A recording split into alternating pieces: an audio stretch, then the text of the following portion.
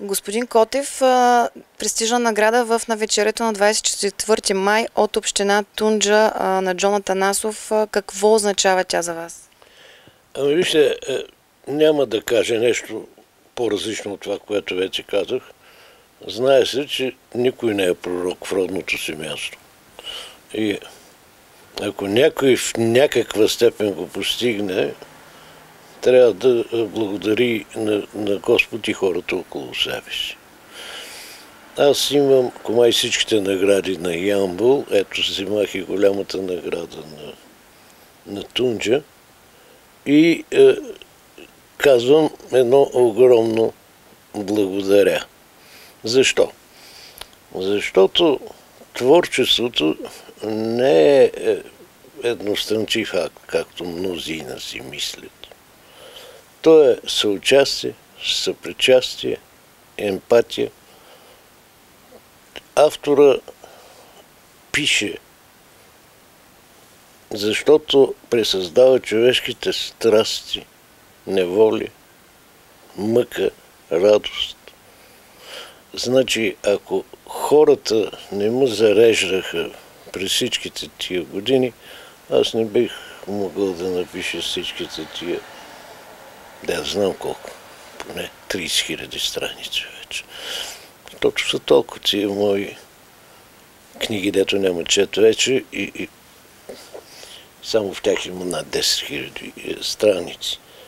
Значи, аз съумях да реализирам себе си и като писател, и като белетрист, и като публицист, и като народопсихолог, благодарение на хората около себе си, хората на моя град и хората на нашия край. И понеже е дума за наградата Джон Атанасов, аз не ги обичам тия така смехотворни словоизлияния в холивудски стил. Мамо, тате, бате, лелю. Но трябва нарочно да се изтъкне, че община Тунджа провежда една много смислена културна политика, която често е коректив на нашинските безумия. И винаги е показвала така отношение към хората на духа, винаги им е помагала да се осъществяват. И в този случай благодарността, макар и не така помпозно и шумно изказана, е задължителна. Аз мисля, че те трябва да продължат по същия начин, защото аз казвам ви, говоря ги тези неща не по повод, защото имам достатъчно основание да го сторя. Примерно, когато по един такъв абсурден начин затриха една многогодишна традиция, тия традиционни празници, изгради на Тунджа литературни, ги спаси община Тунджа. Ние сега ги правим там. Когато сетне потурчиха тракийски ансамбъл, го спаси пак община Тунджа. И това са все неща, които са добър пример. Друг е въпросът, че ето Санчо Ставра като дългогодишен педагог, учител, там директор, той според мен има едни много добри виждания за развитие на учебното дело в региона там. Значи не са такива голословни приказки казани по повод. А инак, що се касае до моя живот и до той как стигнах до тази поредна награда, ми се ще да кажа, че ако някой иска да се занимава с литература и изкуство, трябва да разбере две неща. Че творчеството въобще не е някаква приятна занимавка, не е някаква такава забавна и шарена суетливост, а един тежък труд. Едно свръхусилие. Ако човек иска да се реализира в изкуството, той трябва да положи тъкмо свръхусилие. Инак не стигаш до никъде. Ако тръгнеш към върха, към високия връх, ти, където и застигнеш, си по-високо от този, дето така е превалил през една мъничка баричинка и се пъчи, че е вече покорител на върховете.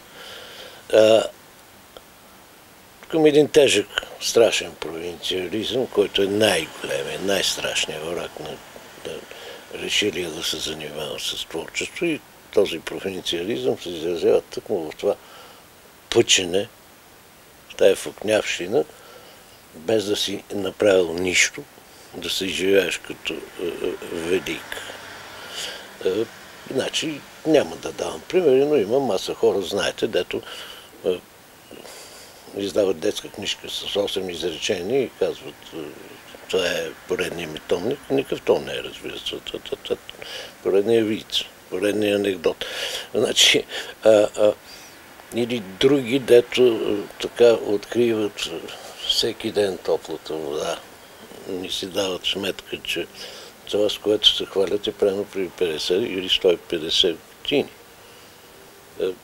Когато говорим ние за свръхусилие и за емпатия, трябва да имаме предвид и той, че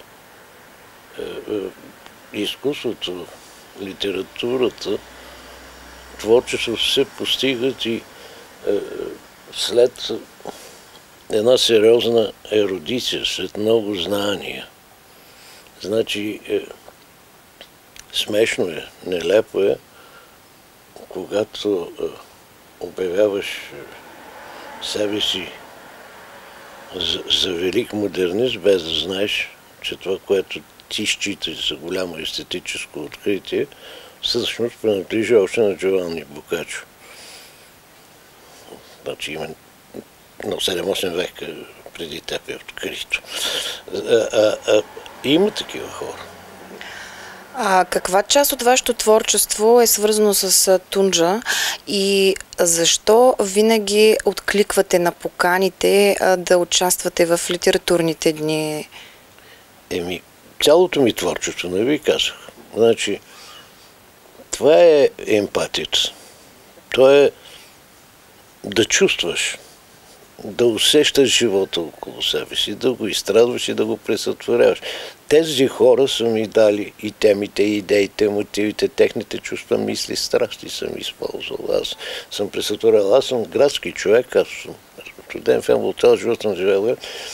И за мен селото е една друга вселена. Винаги много ме е занимавал, много ми е бил интересен този свят. Той е като друга планета и винаги съм имал така, с много мерак съм ходил на село и с много мерак съм описвал тамошния живот. Значи аз твърдя, че от дистанция нещата се виждат по-добре, по-релефно, по-ясно, по-точно.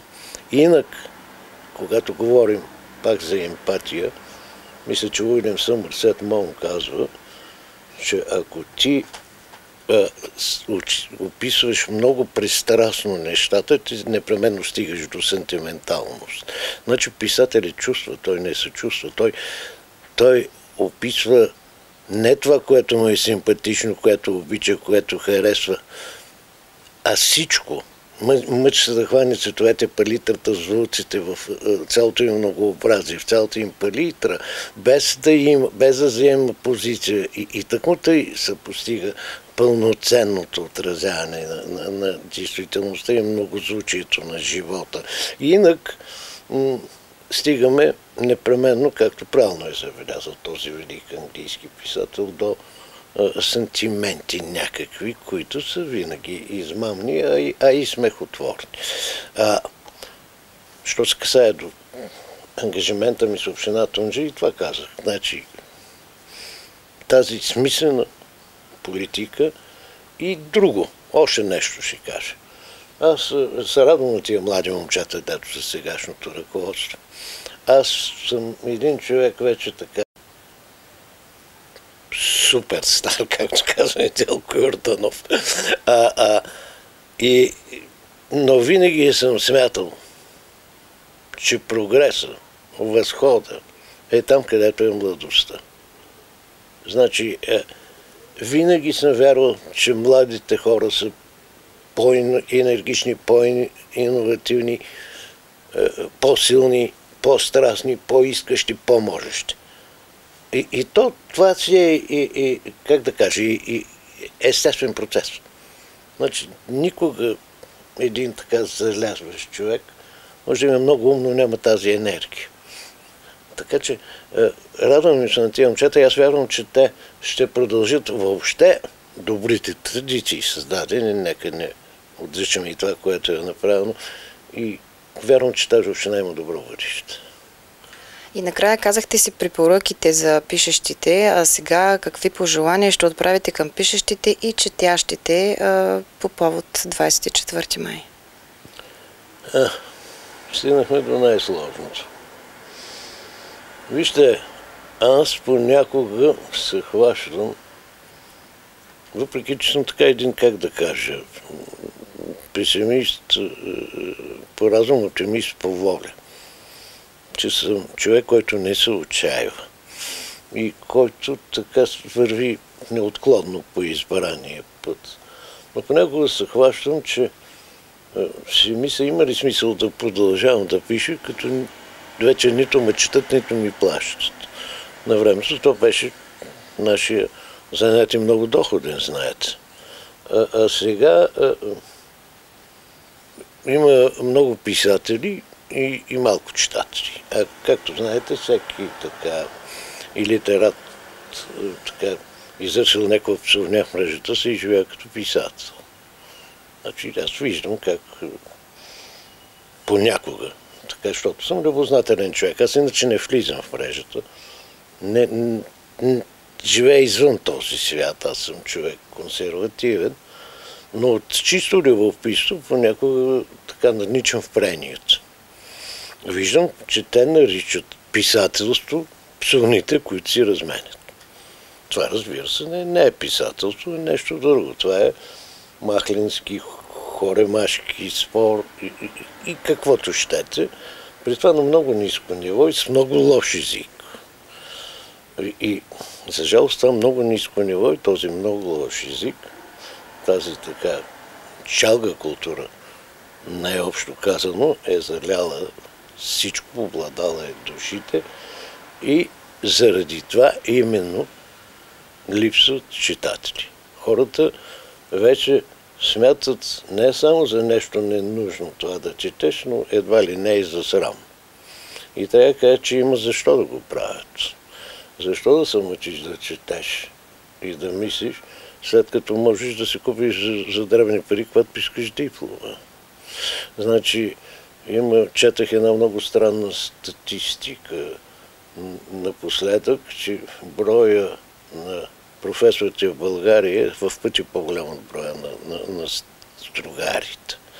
Значи, има в България стотици хиляди хабилитирани лица. Има и ясен ценораж. Колко струва докторат, колко струва еди, колко струва едно, второ, трето, пето, висше образование, магистратура. Разбира се, че по този начин се обезмисля и четенето, и стремежа към и солидното образование, и че трябва да се вземат мерки. Това не е моя работа.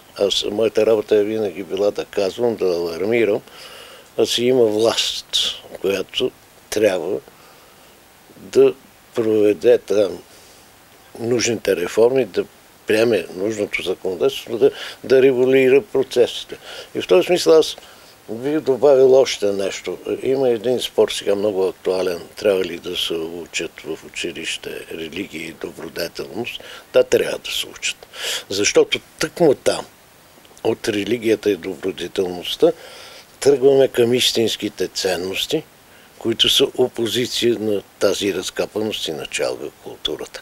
Ако човек знае 10 Божи заповеди или 7 смъртни гряха или всичко, което е написано в Светото Писание, което в крайна сметка е морален катехизис, което е кодекс морален. Значи той във всички случаи ще бъде по-цивилизован, по-образован, по-културен, по-възпитан. Той ще има стремеж и към самоусъвършенстване, към себепознание от една страна и самоусъвършенстване от друга. Той ще иска да израсне духовно и тогава няма да бъдем тази провинция на духа, тогава ще бъдем един по-културен, по-търсещ, по-искащ народ, ще бъдем облагородени. Това е.